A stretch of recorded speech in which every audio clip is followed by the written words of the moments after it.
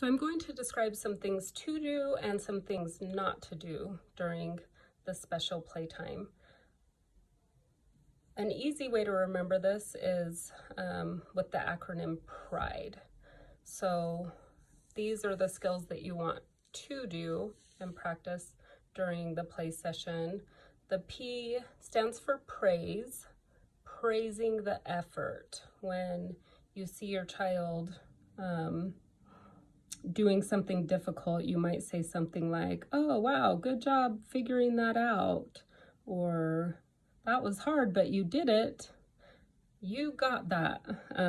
Some things that you can specifically praise their effort to point that out to them, make some statements like that.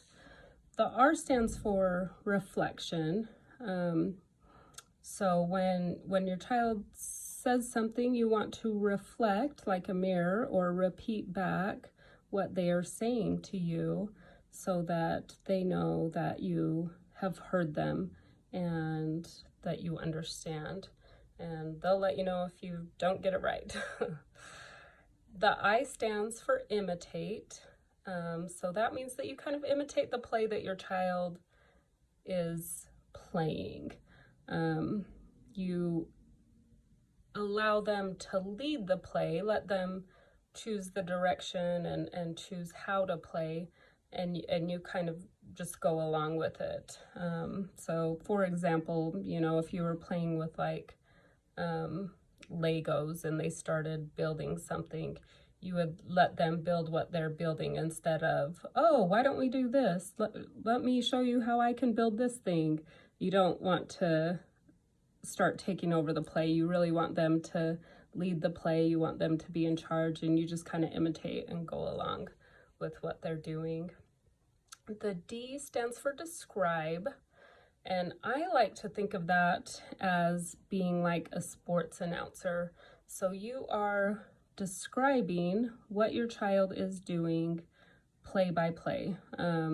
You might say things like, "Oh, you grabbed that car, you grabbed that red car, you put that car next to the other one. Whoa, you're driving that fast." Whatever it may be that they're playing with, you're describing play by play. So that they know that you're really paying attention to them. It sends a message that you think it's cool how they're playing or what they're doing, and you're just showing them that you're present, that you're there with them as they're playing. And then the E, it can stand for a couple things. I think I like to point out the emotions when kids are feeling an emotion, or when the things maybe that the characters that they're playing with feel an emotion. I like to point out the emotion.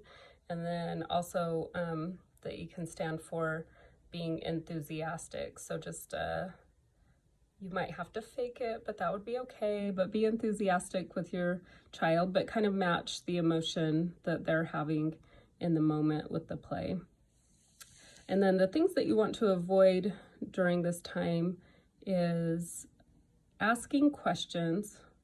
You want to avoid that because it puts you in charge, and really during this playtime, you want the child to be able to feel empowered, to be able to lead the play. There's a lot of things in life that they just aren't in control of, and being able to choose how to play in this short play session will be really helpful for them. So avoid questions.